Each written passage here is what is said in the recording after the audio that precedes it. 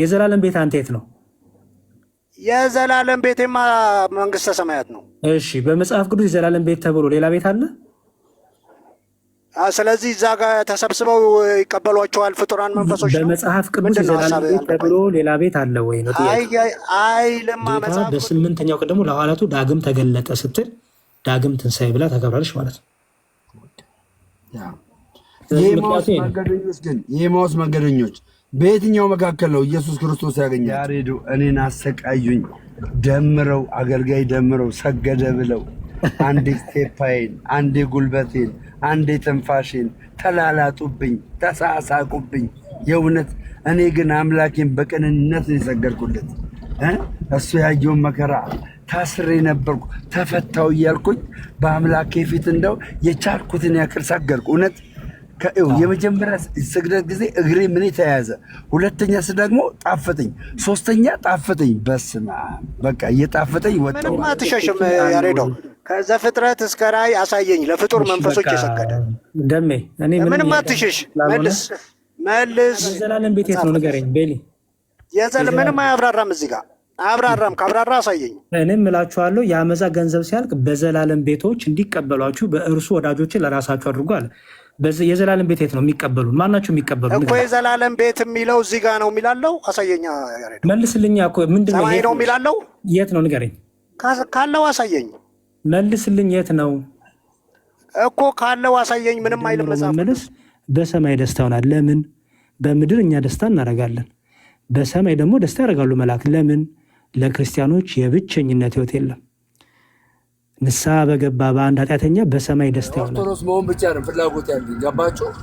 የቤተ ክርስቲያኒቷን በክርስቶስ ላይ ያላትን እምነት ያላትን አስተምሮ እኔ በተረዳው ትንሿ እውቀቴ ህዝቡ እንዲያውቁ ማድረግ ነው። ወንድሞቻ ቲክቶክ ላይ ያሉ ይቃወሙን ነበረ። እስቲ ማን ነው ገብርኄር ብሎ ያስተማረ? ከመጽሐፍ ቅዱስ ጥቅስቱን ማን ነው እስቲ ሆሳዕና ብሎ አክብሩ ያላችሁ? ማን ነው እስቲ እንደዚህ ያላችሁ? እያሉ በጣም ይቃወሙናል። እና ፋሲካን አሁን አከበርን እና የሚቃወመን የለም። በጣም ነው የገረመኝ። ፋሲካን ስናከብር ሁሉም ፕሮቴስታንት እንኳን አደረሰ እንኳን አደረሰ ይባባላል። ሁሉን ነገር ተቃውመን ፋሲካ ላይ ግን ለምን ሆሳናን ተቃወሙን? ኒቆዲሞስን ተቃወሙን። ኧረ ስቅለትንም ተቃወሙ። ዓርብ ዕለት ማን ስገዱ አላችሁ እኮ ተብለናል እኮ። እስቲ ማን ያስተማረ የሰገደ ተብለናል። ኦኬ አሁን ትንሣኤ ነው። እሺ ትንሣኤን ማን ያስተማራችሁ ለምን አይሉንም? እንዴት እንኳን አደረሰ ይባባላሉ ፕሮቴስታንቶች። ኪራ ላይሶ የሚለው ሁለት ነገር እየተነገረ ምናልባት እስቲ አንተ ደግሞ እርግጥ የሆነውን ነገር ነገራቸው። እዚህ ጋር 600 ሰው አለ ነገራቸው። እሺ የሆነ ነገር ሰምቻለሁ። ማርያም ማለት ነው የሚል ነገር ሰምቼው፣ ይህ ውሸት ነው። ይህ አለማንበብ አለማወቅ ነው። አሁንም ዝም ብሎ በቃ እንጨፍኖ መቃወም። ኪራይ ላይሶን ማለት የግሪክ ቃል ነው። ኪሬ ኤላይሶን ነው የሚለው እና ኪሪያ ማለት እና ኪሬ ማለት ደግሞ አሁን እኛ የምንወደደው ኪሬ ነው የምንለው። በደንብ አስተውሉ። ኪሬ ላይሶን ነው የምንለው። ኪሬ ላይሶን ማለት ነው እግዚኦ። ኪሬ ማለት እግዚኦ ማለት ነው። ስለዚህ እግዚኦ ማረን፣ ኪሬ ኤላይሶን መባል ስንስንለው እየሰገርክ ሰምተህ ከሆነ ኪራላይሶን ኪራላይሶን እብኖዲ ናይን ኪራይ ለሱ ይባላል። ታኦስ፣ እብኖዲ፣ ማስያስ፣ ትስቡጣ ሲባል ሰምተሃል አይደለ ደሜ?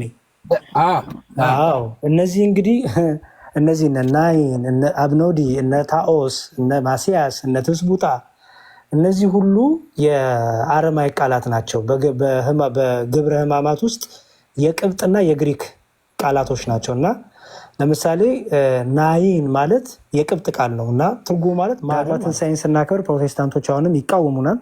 በመጽሐፍ ቅዱስ ይኸው ኦርቶዶክሶች ጌታ ዳግም ማለት ሁለተኛ ስለሆነ ይኸው ዳግም ጌታ ተነሳ እያሉ ያከብራሉ ምናምን አላልንም። እኛ ጌታ ሁለቴ ተነሳ አላልንም። አልገባችሁም፣ አልነበራችሁም።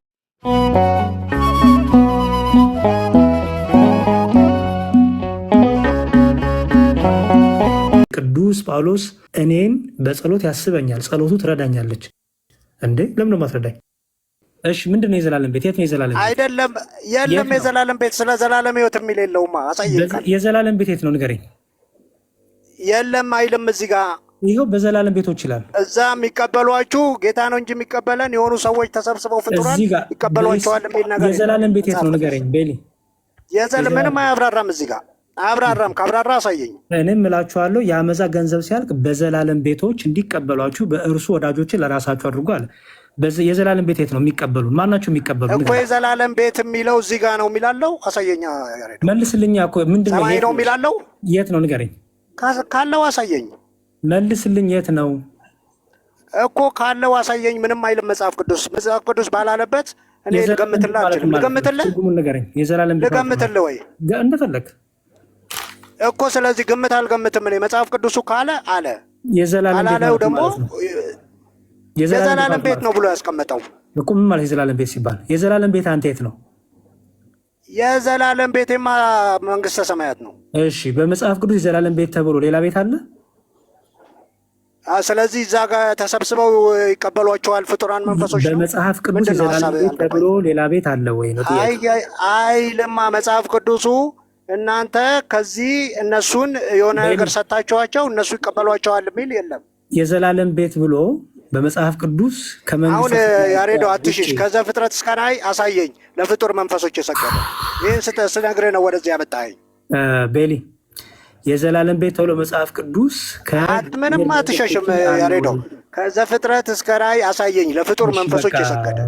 ደሜ እኔ ምንም አትሽሽ። መልስ ዋጋ የለውም። ያሬዶ ምን መሰለህ ቤሊ፣ ከዚህ ጥያቄ ውጪ ሌላ ጥያቄ የለውም። ጌታ በሚያውቀው የእውነት ነው የምልህ ቤሊ ወንድማችን፣ ይህን ጥያቄህን እኔ መለስኩልህ። ገባህ አይደለ? ያሬዶ መለሰልህ፣ እነ ጋዲሳ መለሱልህ፣ እነ ኢዮባ መለሱልህ። ተመልሶልህ ድጋሚ ተመልሰህ ከዘፍጥረት እስከ ራዕይ ለፍጡራኖች የሰገደ ትላለህ። ተመልሶልህ ማለት በብዙ አቅጣጫ። ስለዚህ ወንድማችን ያሬዶ ደግሞ አሁን እነሱ ጋር ነቅቶ ምናምን እንትን ብለዋል። ከቤተክርስቲያን የመጣው እግዚአብሔር ያክብርልን። በእውነት ያሬዶ ስለመጣ ስለጎበኘን ቴንኪው። በጸሎት አስበን እንግዲህ እኔ ኦርቶዶክስ እንደሆን ማለት ነው። በጸሎት አስበን ትልቁ ነገር መማር ነው። ከባድ ቻሌንጅ ነው ያለው። ሊትራሊ አንድን ማህበረሰብ አፍርሰ ነው የምትሄደውና ጸልዩልኝ ሁላችሁም ጋይስ፣ በጸሎታችሁ አስቡኝ። እሺ ማን ነው እኔ ልውረድ። እኔ በጣም ኦርቶዶክስ መሆን ብቻ ሳይሆን ፍላጎት ያለኝ ኦርቶዶክስ መሆን ብቻ ነው ፍላጎት ያለኝ። ገባችሁ? የቤተ ክርስቲያኒቷን በክርስቶስ ላይ ያላትን እምነት ያላትን አስተምሮ እኔ በተረዳው ትንሿ እውቀቴ ህዝቡ እንዲያውቁ ማድረግ ነው አላማዬ። እንዲያውቁ ማለት ነው። ለምንድን ነው አሁን ኦርቶዶክስ ኢየሱስን አታውቀውም ብለው 100% በድፍረት የሚናገሩ አሉ። ከኢየሱስ እኩል አዳኝ አለ ብለው የሚናገሩ ሰዎች አሉ። እኩል ከኢየሱስ ክርስቶስ አዳኝ መጽሐፍ ቅዱስ ላይ ዮሐንስ ምን አለ? አንደኛ ዮሐንስ ወንጌል ምዕራፍ 1 ቁጥር 28 ላይ እነሆ የዓለምን ኃጢአት የሚያስወግድ የእግዚአብሔር በግ አለ። የዓለምን ኃጢአት ያስወገደ አንድ በግ ነው ያለው። እሱ በግ ደግሞ ኢየሱስ ነው። ይህንን ደግሞ የኦርቶዶክስ ተዋሕዶ ቤተክርስቲያን አማኞችም አስተምሯም ያውቃሉ። ልክ ነኝ ልክ አይደለም? ያሬዶ ከዛ ተሰናብተ መሄድ ትችላለህ። እሺ በጣም ልክ ነው። እኛ የቤተክርስቲያናችን ራስ ኢየሱስ ክርስቶስ ነው። ክርስቶስ ነው ቤዛችን፣ ክርስቶስ ነው አዳኛችን፣ ክርስቶስ ነው አምላካችን፣ ክርስቶስ ኃጢአታችን ይቅር የሚል ከባህሪ አባቱ ከአብ ጋር እኩል ስልጣን ያለው ከባህሪቱ ከመንፈስ ቅዱስ ጋር ትክክል የሆነ ኢየሱስ ክርስቶስ እግዚአብሔር ነው። በሥላሴ እናምናለን። ከሶስቱ ቅዱስ አንዱ ቅዱስ፣ ከሶስቱ አካል አንዱ አካል፣ በተለየ አካሉ ወልድ ኢየሱስ ክርስቶስ ከድንግል ማርያም ከስጋዋ ስጋ ከነፍሷ ነፍስ ነስቶ እኛን ለማዳን ሰው ሆነ ብለን እናምናለን። ሰው ሲሆን ደግሞ ሰው ብቻም አይደለም፣ እርሱ ፍጹም አምላክ ፍጹም ሰው ነው ብለን እናምናለን። እርሱ ደግሞ ምን አለን? ከማድረጉ በፊት ስጋዬን ብሉ ደሜን ጠጡ አለ። እኔ በእናንተ ነው፣ እናንተ በእኔ ትኖራላችሁ፣ በእኔ ስላላችሁ የዘላለም ሕይወት አላችሁ ነው ነግሮናል። ስለዚህ ተጠመቁም ብሎናል። ያመነ ይጠመቅ ይድናል ብሎናል። ስለዚህ የጌታን ቃል ሰምተን አክብረን በጌታ ደም ተመስርታ ቤተክርስቲያን ይኸው ዛሬም ድረስ ትጸንታለች።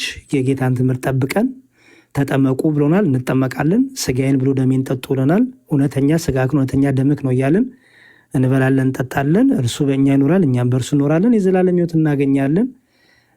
ከዚህም የተነሳ ትክክለኛውን እምነት ይዘናል፣ ኦርቶዶክሳዊ ተዋህዶ ብለን እናምናለን ማለት ነው። ስለዚህ ደሜ እንግዲህ ኦርቶዶክስ የሚያሰኘው ነገር ትምህርቱ ነው። ኦርቶዶክስ የሚያሰኘው ኦርቶዶክሳዊ ሕይወትና ኦርቶዶክሳዊ ህብረት ነው። ኦርቶዶክሳዊ ህብረትን ደግሞ በቤተክርስቲያን በክርስቶስ አካል በሆነችው ቤተክርስቲያን አካል የምትሆነው በጥምቀትና በቅዱስ ቁርባን ነው። ስለዚህ ለዛ ክብር እንድትበቃ ሁላችን በጸሎት እናስባለን። መንፈሳዊ ወደ ቤተክርስቲያን ስንመጣ የምንሰጥ መስቀል ነው። ብር የለንም፣ ገንዘብ የለንም፣ መኪና የለንም፣ የምናሰባስብል ፍራንክም የለንም። ብዙ ከፕሮቴስታንት የመጡ ወንድሞቻችን ብዙ ጊዜ ወደ ኦርቶዶክስ የመጡ ብር ይቸገራሉ። ምክንያቱም የምንሰጣችሁ ብር የለም።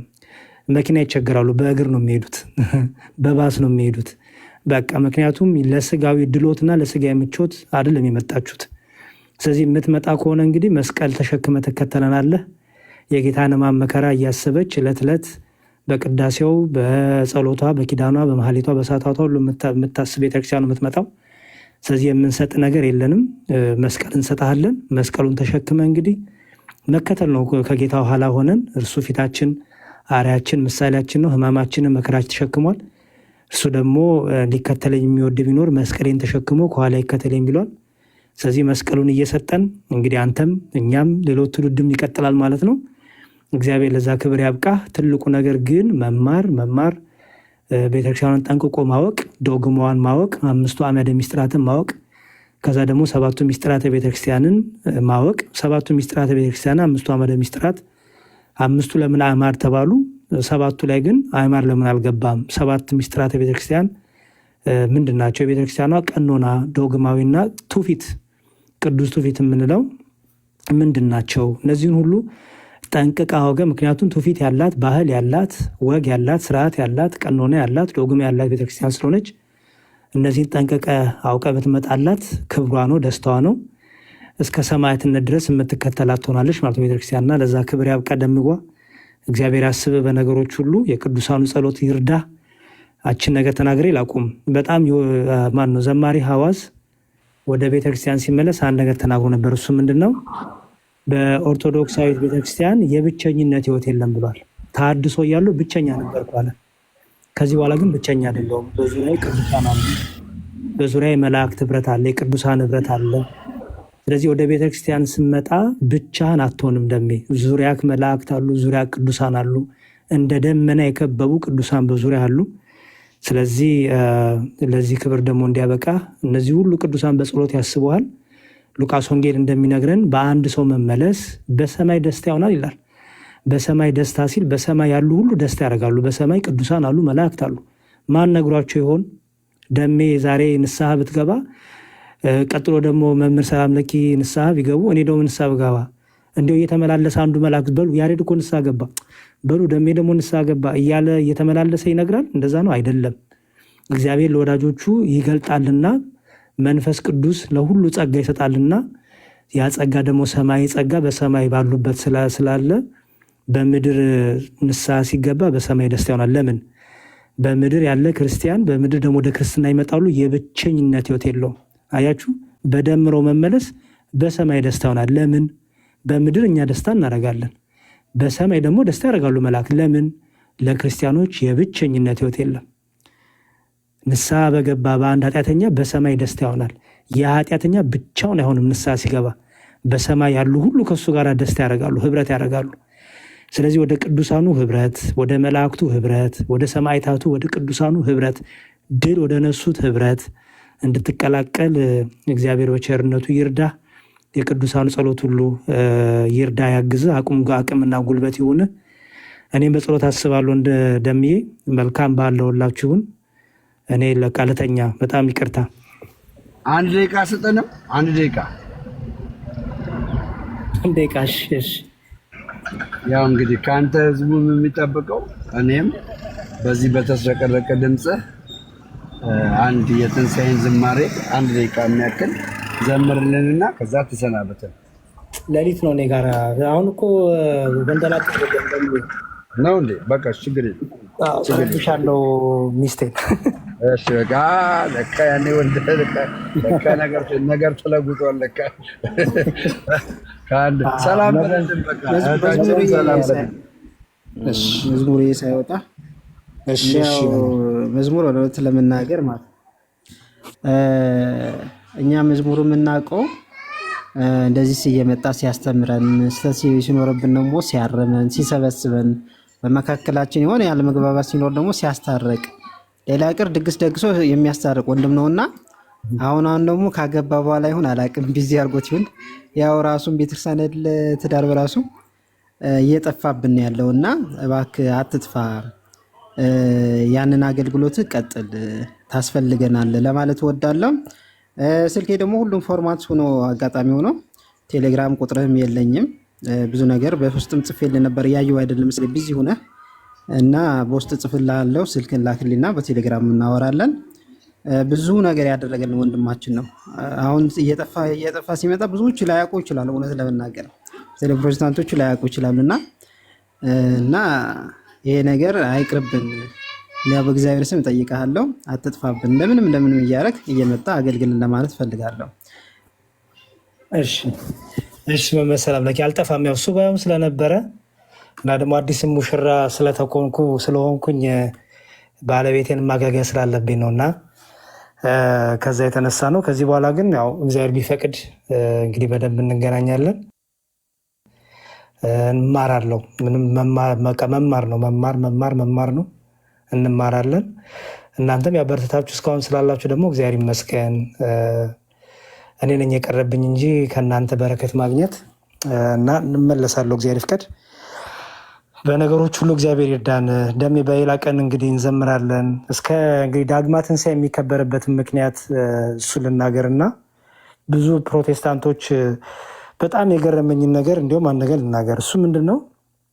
ደሜ እንግዲህ በዚህ በሁዳዴ ጾም በፋሲካ ጾም ወይም በጌታ ጾም ማለት ነው 8 ሳምንቶች አሉ ታውቃለህ። ዘወረደ፣ ምኩራብ፣ ቅድስት እያለን እነ ኒቆዲሞስ እያለን እነ ገብርኄር እያለን እና በዛ ሁሉ ውስጥ ፕሮቴስታንት ወንድሞች ቲክቶክ ላይ ያሉ ይቃወሙን ነበረ። እስቲ ማን ነው ገብርኄር ብሎ ያስተማረ? ከመጽሐፍ ቅዱስ ጥቅስቱን ማን ነው እስቲ ሆሳዕና ብሎ አክብሩ ያላችሁ? ማን ነው እስቲ እንደዚህ ያላችሁ? እያሉ በጣም ይቃወሙናል። እና ፋሲካን አሁን አከበርን እና የሚቃወመን የለም። በጣም ነው የገረመኝ። ፋሲካን ስናከብር ሁሉም ፕሮቴስታንት እንኳን አደረሰ ይባባላል። እንደ ሁሉን ነገር ተቃውመን ፋሲካ ላይ ግን ለምን ሆሳናን ተቃወሙን? ኒቆዲሞስን ተቃወሙን። ኧረ ስቅለትንም ዓርብ ዕለት ማን ስገዱ አላችሁ እኮ ተብለናል እኮ። እስቲ ማን ያስተማረ የሰገደ ተብለናል። ኦኬ አሁን ትንሣኤ ነው። እሺ ትንሣኤን ማን ያስተማራችሁ ለምን አይሉንም? እንዴት እንኳን አደረሰ ይባባላሉ ፕሮቴስታንቶች። ሁሉን ነገር ተቃውሞን። በጣም ደግሞ የሚገርመውና የሚያሳዝነው ትንሣኤ ያሬዱ እኔን አሰቃዩኝ ደምረው አገልጋይ ደምረው ሰገደ ብለው አንዴ ስቴፓይን፣ አንዴ ጉልበቴን፣ አንዴ ትንፋሽን ተላላጡብኝ፣ ተሳሳቁብኝ። የእውነት እኔ ግን አምላኬን በቅንነት ነው የሰገድኩለት። እሱ ያየውን መከራ ታስሬ ነበርኩ ተፈታው እያልኩኝ በአምላኬ ፊት እንደው የቻልኩትን ያክል ሰገድኩ። እውነት የመጀመሪያ ስግደት ጊዜ እግሬ ምን ተያያዘ፣ ሁለተኛ ደግሞ ጣፈጠኝ፣ ሶስተኛ ጣፈጠኝ። በስመ አብ በቃ እየጣፈጠኝ ወጣው ማለት ነው። 10 ሰዓት ነው 9 ሰዓት እኮ ላይ ወጣው እና በጣም የሚገርም ነው። አንዳንዶች የሚያደርጉት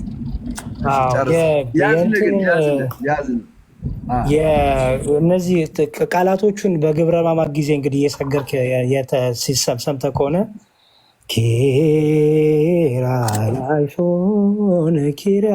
ኪርያላይሶን አብኖዲ ናይን ኪርያላይሶ ይባላል። ታኦስ፣ እብኖዲ፣ ማስያስ፣ ትስቡጣ ሲባል ሰምተሃል አይደለ ደሜ? አዎ እነዚህ እንግዲህ እነዚህ እነ ናይን፣ እነ አብኖዲ፣ እነ ታኦስ፣ እነ ማስያስ፣ እነ ትስቡጣ እነዚህ ሁሉ የአረማይ ቃላት ናቸው። በግብረ ሕማማት ውስጥ የቅብጥና የግሪክ ቃላቶች ናቸው እና ለምሳሌ ናይን ማለት የቅብጥ ቃል ነው እና ትርጉሙ ማለት ማረን ማለት ነው። ማረን፣ ይቅር በለን፣ ራራልን ማለት ነው። ኪርያላይሶን፣ እብኖዲ ናይን። እብኖዲ ማለት ደግሞ ማለት ነው አምላክ ማለት ነው። እብኖዲ ናይን ማለት አምላክ ወይ ማረን ማለት ነው። ይሄ የቅብጥ ቃል ነው። እብኖዲ ናይን። ማሲያስ ማለት ደግሞ መሲህ ማለት ነው። ማሲያስ ማለት ታኦስ ናይን ማለት ደግሞ ማለት ነው ጌታ ሆይ። ታኦስ ማለት ጌታ ሆይ ማለት ነው። ትስቡጣ ማለት ደግሞ ማለት ነው ደግ ገዢ የሆንክ ደግ ሩር የሆንክ ገዢ የሆንክ ማለት ነው።